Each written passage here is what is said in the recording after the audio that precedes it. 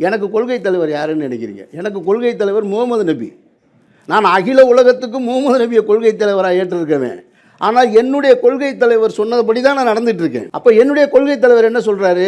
இங்கே வந்து பிறப்பில் ஏற்றத்தாழ்வு இல்லைன்றாரு. அதாவது உலகம் முழுவதும் இன்றைக்கு கொண்டாடி கொண்டிருக்கக்கூடிய இஸ்லாமிய சமூகம் தங்களுடைய வேத நூலாக கொண்டிருக்கக்கூடிய திருக்குரானை அரபி மொழியில் இறங்குது. அந்த அரபி மொழியில் இறங்கினது காலகட்டத்தில் முகமது நபி சொல்கிறாரு, அரபி அல்லாதவர்களை விட அரபியர்கள் மேன்மை கிடையாதுன்றார். இந்த மொழியில் இந்த வேதம் இறங்கியது என்பதற்காக இந்த மொழிக்கு தனித்துவம் கிடையாதுன்றார். 1400 வருஷத்துக்கு முன்னாடி. இப்போ இல்லை. அதனால் அரபியை விட நீ கீழானவன் யாரும் நினச்சிடாது. மேலானவன் அரபி மேலானவனு கிடையாது, மற்றவங்க கீழானவனு கிடையாது. கருப்பரும் அரபியரும் ஒன்றேன்னு சொல்கிறார். அன்னைக்கு அந்த தத்துவத்தை அவர் சொன்னார்.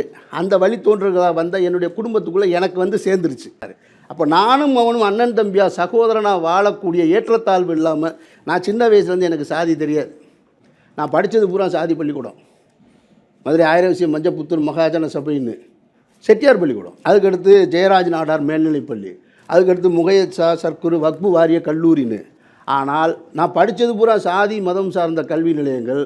எனக்கு சாதியே தெரியாது. நான் விளையாட்டுக்கு சொல்லலை, நான் நிஜமான உண்மையை சொல்கிறேன். நான் சத்தியமான உண்மையை சொல்கிறேன். என்னுடைய நண்பர்கள் 2 பேர், ஒரு ஜீவான்னு ஒரு நண்பர் என்னுடைய ரொம்ப நெருக்கமாக இருக்கும் கல்லூரி காலகட்டத்தில்.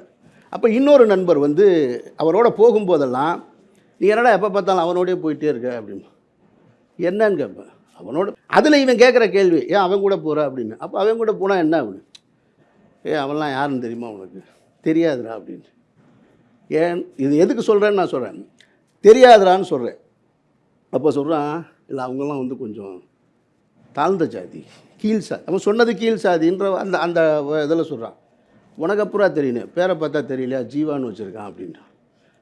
ஜீவான்னு பேரை வச்சு ஒரு சாதி பேரை வந்து வச்சு சாதியை கண்டுபிடிக்க முடியுமான்னு முதல் முறையாக உணர்ந்தது என்னுடைய கல்லூரி பருவத்தில் தான். அதுக்கு காரணம் நான் சொன்னேன் இல்லையா, நாங்கள் யாரை கொள்கை தலைவராக ஏற்றிருந்தோன்னு. அந்த கொள்கை எங்களை வழிநடத்துது. அப்போ என்னால் அதை உணர முடிந்தது.